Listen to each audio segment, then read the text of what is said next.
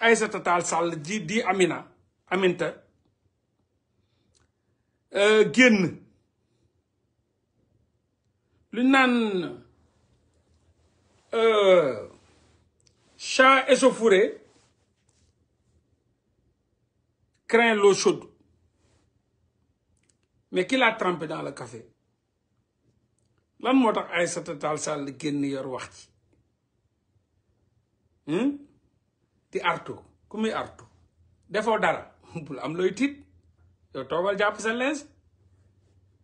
bu ñuy menacé te defoo dara jaru ngay tiit jaru ngay lappi di pat-pati yow toogal defoo dara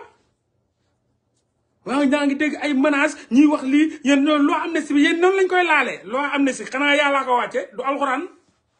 loi amnistie ay député yéene ko bind yow Aïssata Tall Sall yow Ismaïla Madior Fall Macky Sall et cetera yéen a bind seen loi amnistie rek du ko nu leen neexee jël criminels yi dugal ci biir jël raykatu nit yi dugal ci biir jël commanditaire yi dugal ci biir raxas ko deret bu tooy xepp ngeen bëre ko soo ko laayee ko defar ci seen gâteau dem yóbbu ko voté ko ne ko askan wi lekk dama ne da ngeen a rey ay nit tiire ay nit rey leen ci reyin gu ñaaw ñii ngeen dóor leen ba ñu sadd guy diri leen seen der ak seen diri seen néew ñii ngeen rey leen sànni leen ci géej gi muy Fulbert Sambou di Didier Badji ñi ngeen dóor leen ay bal ci bopp ñi ngeen criblé leen ay bal ci yaram ñi ngeen daggate leen ngeen jël loolu lépp bu ko jël jaxase kook leneen pour mun ko avaler pour mu dugg ci ñun du demee noonu de dañ koy indiwaat ay nit ñoo toogoon voté ko dara protégé wu ko loi la ay nit voté seen député askan wi ñëw nañ dañ koy tëggaat ko ba mu set yëlëb ko génne deret bi génne criminels yi génne reykatu nit yi génne commanditaires yi génne comploteurs yi lépp ba mu set wecc na leen yéen bokku leen ci parce que da ngeen rey ay nit da ngeen def ay crime lan moo tax ñuy war a mun a bàyyi benn loi boo leen tëgg bind ko dugal ko assemblée nationale seen député yi voté ko yéen sañu ñi ngeen rey naax saay ñii war a ñëw rek jiite yow da ngay kàcc yow Aminata Tall Sall yow da ngay kàcc yow Ismaïla Madior Fall yow da ngay kàcc yow Antoine ñàkk jom bi nga xam ne da ngaa làqatu ne tekk fàttewuñ la de wallaay dinañ ko teg dañ koy jugé dañ ko yóbbu assemblée wala peuple bi ñun ñooy ñëw jiite peuple bi ñu fippu ba assemblée nationale di yëngu ne di ngeen xoolaat loi bi te loolu duñ ci fekk loi boobu fii lañ ko teg dañ koy tegaat tojate ko ba mu jeex tasaare ko génne criminels yi tegee leen seppi leen génne raykatu nit yi seppi leen génne ñi leen tiire seppi leen génne ñi leen yabal seppi leen génne ñi ko complot seppi leen ci soow mi lijjanti ko coupable yëpp seront jugés et c'est une demande nationale et le peuple est prêt xaaruñu ci kenn bakkan lañ ci teg dinañ leen lijjanti jarul lappi yuuxu tiit menace ak peuple bi la moo décidé ne da koy régler ndax seeni njaboot ñoo ci dee yéen ngeen foog ni nit bu toog ay xale bu ndaw yore drapeau national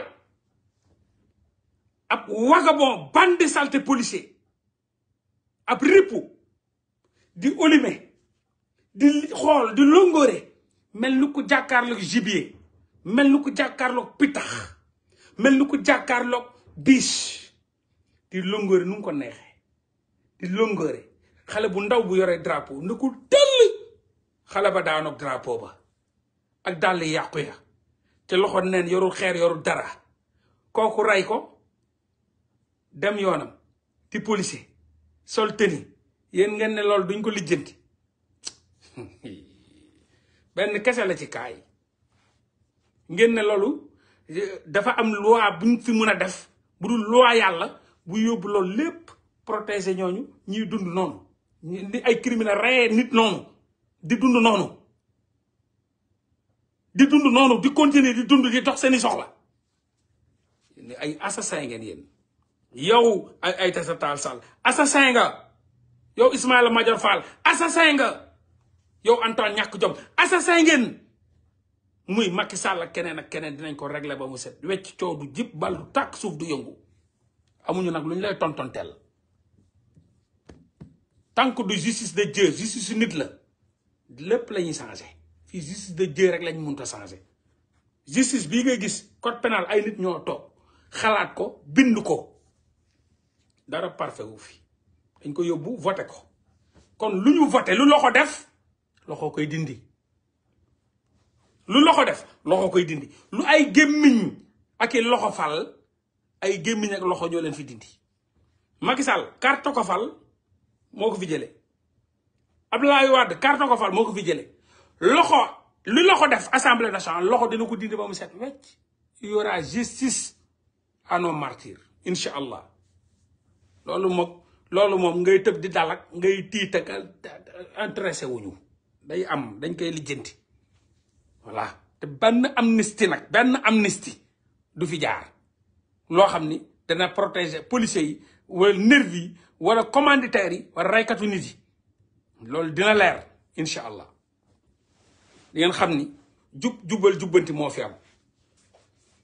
te lu leer la nag sama gars yi ñi ngi koy doxal bu mat sëkk jubal jubbanti bu leer naññ te ñi ngi koy doxal ni pardon ni oubli mais da ngay pardonné loo moom sax da ngay pardonné loo moom bokk na lu tax ñu xeex ba jël assemblée nationale jox leen une écrasante majorité pour ñu tàmbalee loolu fierté la ci peuple bi suba la ñuy toog ñoom député yi bu ñu toogee rek bu ñu commencé tegaat loi amnistie bi mais tout le peuple sénégalais va applaudir peuple bi yëpp dinañ génn di jubilé parce que loolu bokk na ci loolu moom mooy une plaie béante boo xam ni mënul wér saa yu ñu yeewoo jàkkaarloo moom donc loolu war na bokk ci lu ñu njëkk a tëgg sa assemblée nationale lu ñuy njëkk a wax assemblée nationale parce que mooy presque projet de loi ñu fu mujjee bàyyi ci seen defin gu ñaaw donc loolu la sénégalais di xaar ci ñoom loolu la ñëpp di xaar mooy justice que justice soit faite à nos martyrs à nos morts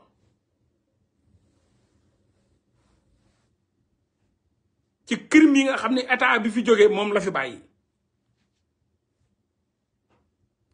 donc amul benn loi bu fi dëmmee bu ngeen mën a def ay crocheté dugal ko foo xam ne loxo mënu fa yegsi amul lu mu ñu jéem a gëmloo non loi amnistie du noonu ngeen koy dindee doo koy dindi ba mu set wecc ci sa kanam parce que da la fay fekk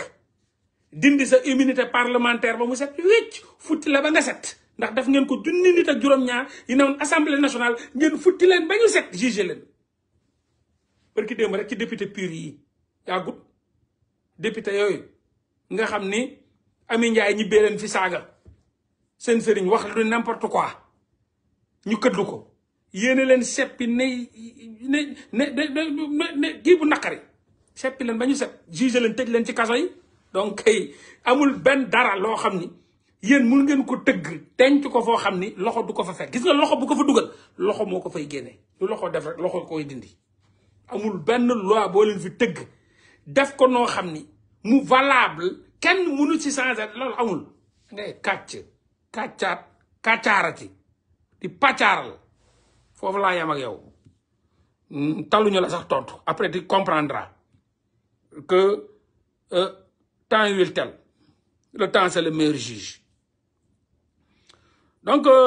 gars yi bu ñu jógee ci loolu comme ni ñu ko waxee rek fii moom jubal jubbanti moo fi ne réew mi changé na gars réew mi changé na complètement kan moo jàppoon ni réew mi dina dox ba ñuy mënote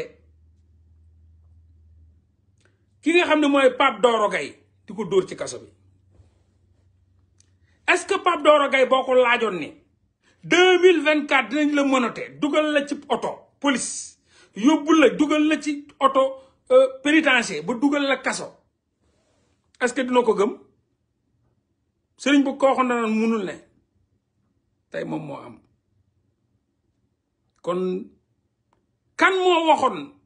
ni Samuel Sarr ñi nga xam ni c'est des pontes ay borom doole lañ multimilliardaire yore su courant industrie pétrolière bi lépp ñu yor ko ku waxoon ni Samuel Sarr yow dinañ la jël dugal la ci kaso te du politique parce que Samuel Sarr kaso bu mu duggoon politique la woon moom ak Macky Sall ay waxi politique la woon moom Samuel Sarr kan moo ko mënoon waxal ne yow di nga dugg ci kaso 2024 ci loo xam dara duy politique mu gëm ko bu fekkoon doole ak alal kese la est-ce que Samuel Sarr na dugg ci kaso bi bu fekkoon doole ak alal kese la ak corruption est-ce que Khadim Ba Locafrique dina dugg ci kaso bi Khadim Ba bi jël na baayam dugal ko ci kaso bi Khadim Ba bi nangu Locafrique yor ay milliards ñi gérer lépp luy électricité courant hydrocarbure ci réew mi di nalaw ci ay milliards di tëdd ci ay milliards di gënt ay milliards yor ay milliards kon réew mi am na jubal jubbanti ana Khadim Ba mi ngi ci kaso bi ana Samuel Sarr mi ngi ci kaso bi Arona tey ñu woo ko te pourtant benn justice amuloon fitu woo ñooñu am nañ doole goo xam ne fii ci réew mi benn justice amuloon fitu di woo ay Samuel Sarr wala ay Arona Ba wala ay Lat Diop ci gën a tuuti wala ay ñoom Doro Gaye ay waay et cetera et cetera kon léegi du alal du am du àdduna dara doxatul fii lu dul jubal jubbanti jubal jubbanti parce que xam nga nan ngay rawee ci loolu bu fekkee koo xam ne xaalis rek lay dund boo ko joxee xaalis mu bàyyi la bu fekkee koo xam àdduna rek la topp boo ko wanee àdduna mu topp la bu fekkee koo xam ne moom caaxaan rek la topp boo ko wanee caaxaan mu topp la mais ñun dañoo fal ñoo xam ni du xaalis nga leen di jommalee du àdduna nga leen di jommalee du caaxaan nga leen di yóbbee te réew mii justice bi ñu fi teg ñun on les a à l'œil topp leen di leen suivre ñu ngi koy teg ci temps policiers yi enquêtes yi ñu ngi mat sëkk gars yi ñu ngi leen di déférer ñu ngi leen di dugal ci kaso yi ay milliardaires ñoo nekk ci kaso yi jamono ji ay milliardaires ay multimilliardaires ñii ñu fayloo leen ay impôt par force ñii ñuy teg ci table bi ay impôt 20 milliards yu ñu yoreel ay dóor yu ñu def douane et cetera lépp kon fii ku ñu bëgg a gëmloo ni bari justice bi mooy bu fi newoon waxoo dëgg maa ngi koy adressé juge Dème ku ñu bëgg a gëmloo ni justice bi mooy bi fi newoon bu Macky Sall waxoo dëgg tu es de mauvaise foi moo di ko wax juge Dème am na ñoo xam ne ñoom bu ñu dugalul seen loxo ci lekk bi rek dañ koy jéem a yàq mooy juge Dème bii il est imbu que boppam quoi sa personne kese moo ko intéressé mais moom en âme et conscience xam na ni justice bi wokkul ak justice su Macky Sall